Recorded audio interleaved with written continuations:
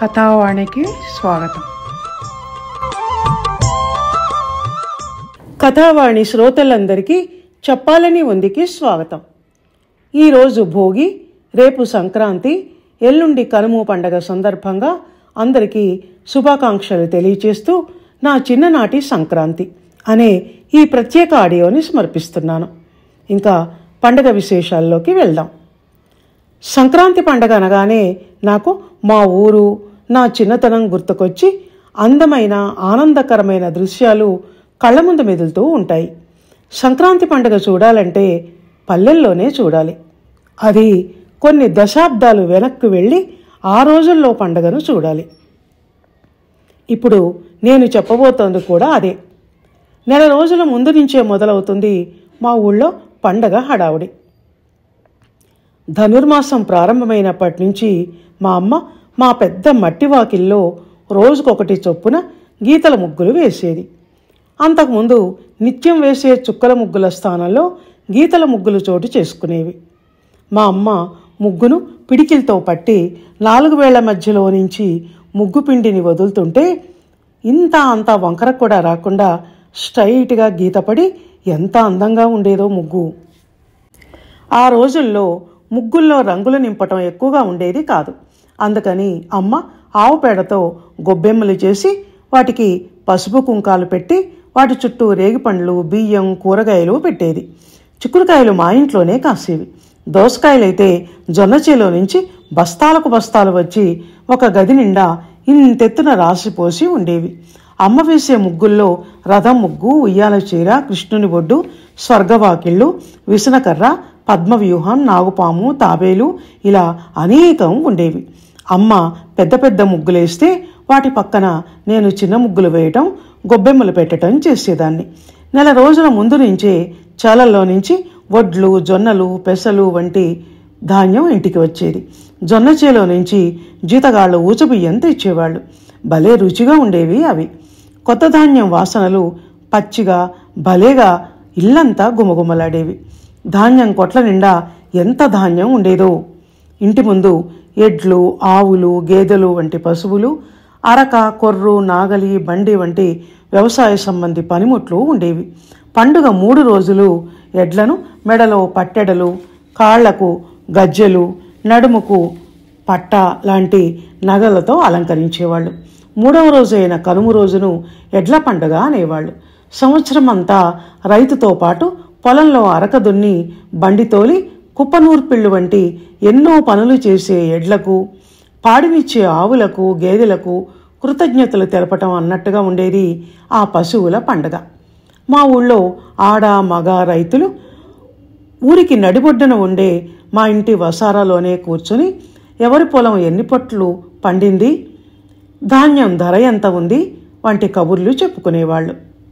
కొత్త కలిపారా మీ ఇంట్లో అని అడిగేవాళ్ళు ఒకళ్ళనొకళ్ళు.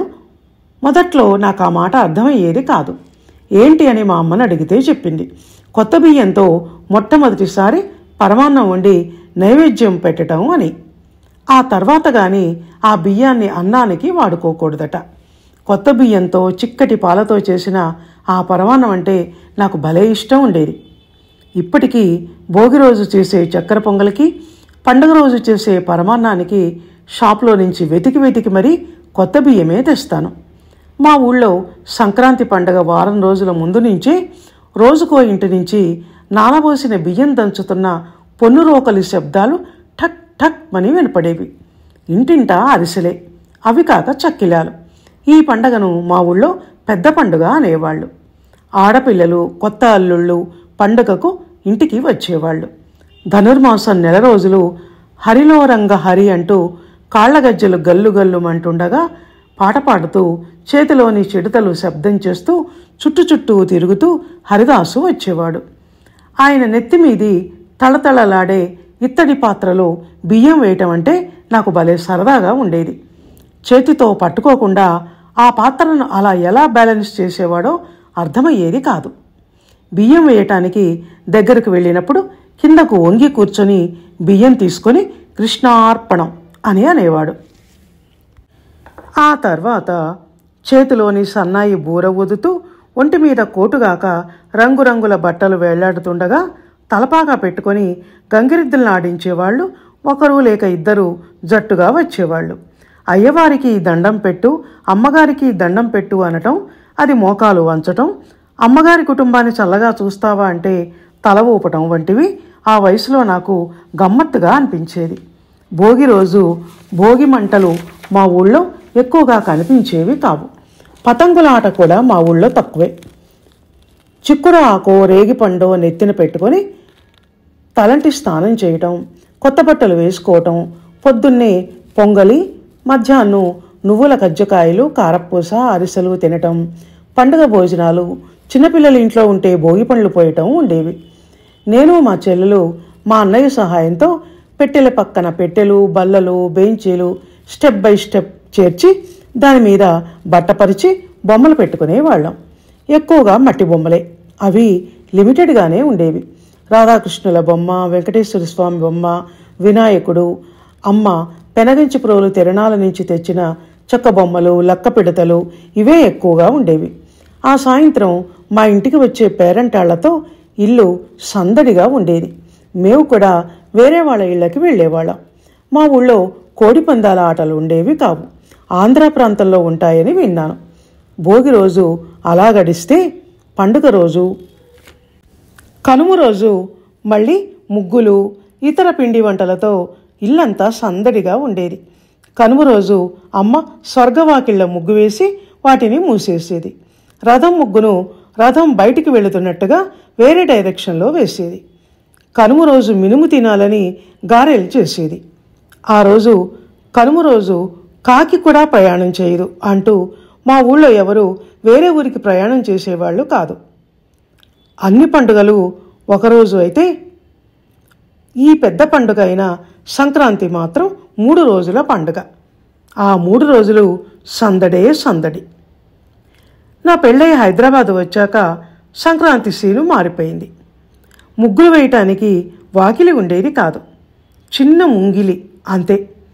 నాకు కూడా పెద్దగా ముగ్గులు రావు కనుక, కానీ లేకుంటే ఇంకా ఎంత బాధపడేదాన్నో. అమ్మ ముగ్గులు, కళకళలాడే ఆ వాకిళ్ళు మాత్రం ఇప్పటికీ కళ్ళ ముందు మెదులుతూ ఉంటాయి.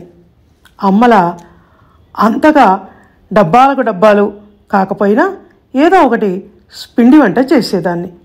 పండుగ అంటే ఏదో ఒకటి చెయ్యాలి అన్న కాన్సెప్ట్ ఉండేది అప్పుడు. ఇప్పుడు ఎందుకు అంత కష్టపడటం పొయ్యి దగ్గర కూర్చొని, అన్నీ రెడీమేడ్ దొరుకుతుంటే అంటూ హోమ్ ఫుడ్స్ నుంచి ఆర్డర్ ఇచ్చి తెప్పించుకుంటున్నారు. మామిడాకు తోరణాలు, బంతిపూల దండల బదులు ఇప్పుడు గుమ్మాలకు ప్లాస్టిక్ మామిడాకులు, కాగితం బంతిపూలు కడుతున్నారు. ఆడపిల్లలు పట్టు పరికిణీలు, పూల ఓణీలు వేసుకోవటం, ఆడవాళ్లు పట్టుచీరలు కట్టుకోవటం పోయి అక్కడ జీన్స్ ప్యాంట్లు, ఇక్కడ షల్వార్ షర్ట్లు వెలిశాయి. అంత కాలమహిమ. కాలప్రభావం నుంచి ఎవరైనా తప్పించుకోలేరు కదా. ఏది ఏమైనా పండుగ పండుగే. కొన్ని తేడాలు తప్ప సంక్రాంతి శోభకు వచ్చిన తక్కువేమీ లేదు. పండుగ అంటే అసలు అర్థం, భావం ఏమిటంటే కుటుంబ సభ్యులంతా కలిసిమెలిసి ఉండటం, ఒక దగ్గర కూర్చొని కబుర్లు చెప్పుకోవటం, భోజనాలు చేయటం. వీటి వల్ల ప్రేమానురాగాలు కుటుంబ సభ్యుల మధ్య పెరుగుతాయి. ఎవరి గదుల్లో వాళ్ళు తలా ఒక సెల్ ఫోను చేతపట్టుకొని వ్యష్టిగా ఉంటున్నా పండుగ రోజు మాత్రం సమిష్టిగా ఉంటున్నారు. అది చాలు. పేరంటాల సంప్రదాయం వెనుక ఉన్న అంతరార్థం కూడా ఊరి ప్రజల మధ్య స్నేహభావం పెంపొందటానికే. ఏది ఏమైనా ఆ చిన్నప్పటి సంక్రాంతి రోజులను మాత్రం నేను మర్చిపోలేనండి. మీకు ఇలాంటి పండుగ జ్ఞాపకాలే ఉండి ఉంటాయని అనుకుంటున్నాను. మీ అందరికీ మరోసారి సంక్రాంతి, భోగి పండుగ, కనుము శుభాకాంక్షలు తెలియచేస్తూ హ్యాపీ సంక్రాంతి అని ఇంగ్లీష్లో కూడా చెప్తూ ఈ ప్రత్యేక ఆడియోని ముగిస్తున్నాను. ధన్యవాదాలు.